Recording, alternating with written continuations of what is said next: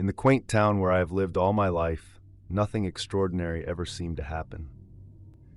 That was until the day I stumbled upon an abandoned briefcase by the side of the road. It was an ordinary briefcase, black and slightly worn at the edges. Little did I know, this briefcase was anything but ordinary. Life had been particularly rough for me around that time.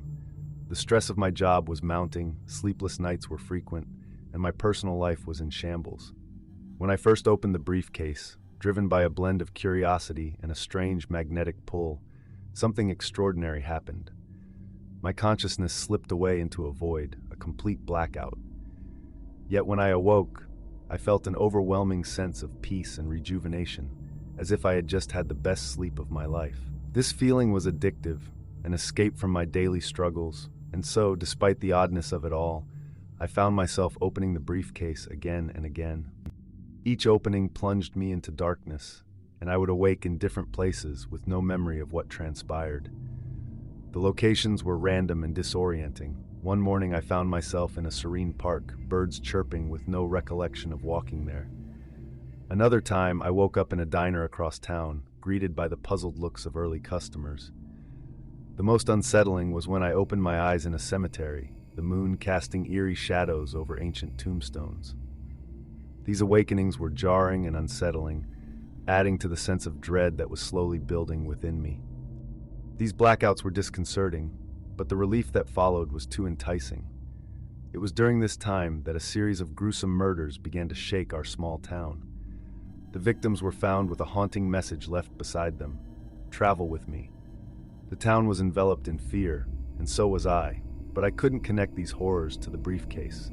The idea was too ludicrous to even consider.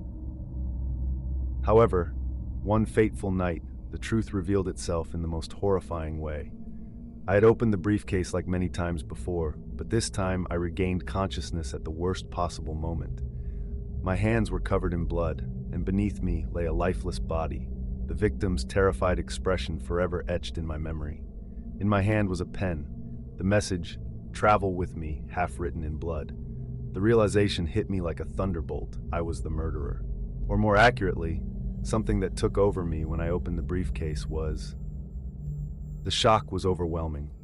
I was living a double life, one as Jack, a stressed and tired man, and the other as a puppet of a malevolent force that used my body to commit atrocities. The guilt and horror of this realization were suffocating. I knew I had to get rid of the briefcase. I couldn't risk opening it again, couldn't risk another innocent life.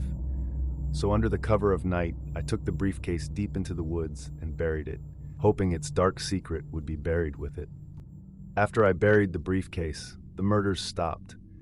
The town slowly recovered from its grip of fear, although the memories of those dark times lingered. People began to feel safe again, but I couldn't shake off the guilt and the horror of what I had been a part of. The weight of unspoken crimes and the fear of discovery were a constant shadow over my life. Weeks turned into months, and as no more murders occurred, the town's scars began to heal. But the scars within me remained. Every time I closed my eyes, I saw the lifeless body and the unfinished message in blood. I was tormented by the fear that someone else might find the briefcase and continue the cycle of violence. The briefcase was like a ghost in my life, always lurking in the background, a reminder of a chapter I desperately wanted to forget.